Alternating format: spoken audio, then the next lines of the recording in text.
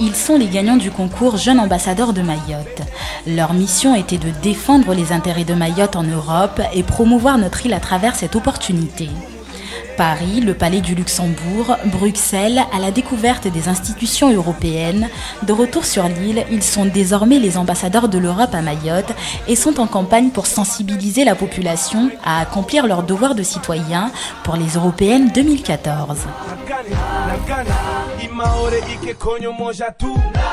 Alors j'ai voulu devenir ambassadrice de Mayotte parce que j'ai toujours voulu faire quelque chose qui aidera mon île à avancer, que ce soit économiquement, socialement, tout ça.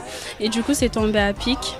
Et je me suis sentie un peu obligée de le faire parce que déjà je suis ambassadrice de ma commune, Andravois. Et du coup, c'est ce qui m'a motivée à faire le concours Jeune Ambassadeur. Eh bien, j'ai voulu être un jeune ambassadeur car je pense que l'Europe, c'est une très grande diversité et ça serait bien pour Mayotte de partager sa culture pour amplifier cette diversité. De plus, ça serait bien pour Mayotte pour s'assurer un avenir plus sûr dans cette institution de paix et de convivialité. J'ai voulu être un jeune ambassadeur déjà parce qu'un ambassadeur, c'est la définition d'être un ambassadeur, c'est aller représenter un État. Donc pour moi, j'ai voulu aller représenter Mayotte en France pour montrer que c'est une île magnifique avec plein d'atouts. Et deuxièmement, pour aller découvrir une nouvelle culture. L'Union européenne elle peut apporter une aide au développement à Mayotte. Elle peut permettre à Mayotte de se développer par la réalisation de projets, l'aide à la formation d'associations et tout ça dans le but de développer l'île.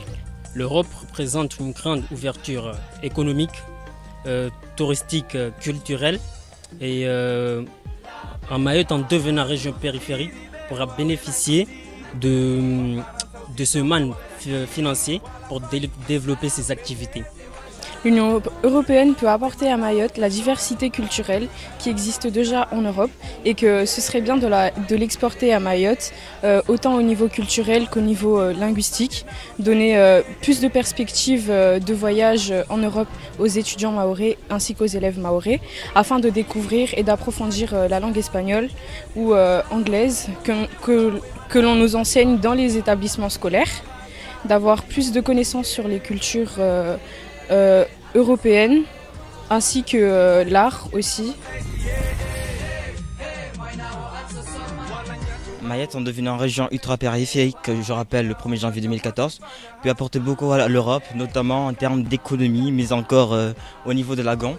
Car je rappelle, à Mayotte, il y a un gros potentiel, notamment touristique. Le lagon qui dans 10 ans va être inscrit au patrimoine mondial de l'UNESCO. Donc en termes de tourisme, je pense que Mayotte aura beaucoup apporté à l'Europe. Déjà par sa géographie, elle permet à l'Union européenne d'agir dans toute la zone océan Indien du Sud, quoi. Et par ses attraits culturels, donc déjà sa religion, parce qu'on sait que l'islam en France, dans l'Europe, n'est pas très bien accepté. Donc là, on a le moyen de montrer une autre image que les Européens ont de ces religions, de cette culture qui est différente, quoi. Grand projet structurant, ça serait plutôt un projet qui viserait à construire un établissement qui accueillerait ces jeunes qui, eux, ne sont pas scolarisés parce qu'ils sont hors du cursus scolaire, du système scolaire. Donc, créer un établissement ou un système qui permettrait de les recadrer.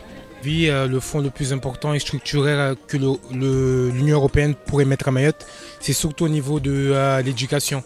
Puisqu'on sait, comme on sait qu'à Mayotte, il y a un grand manque d'infrastructures en ce qui concerne les écoles, etc. Puisqu'on sait qu'à 70% de la population a moins de 25 ans, donc ce qui est énorme sur un jeune département, une jeune région ultra-périphérique comme le nôtre. Donc c'est surtout le plus important, je pense que c'est l'éducation.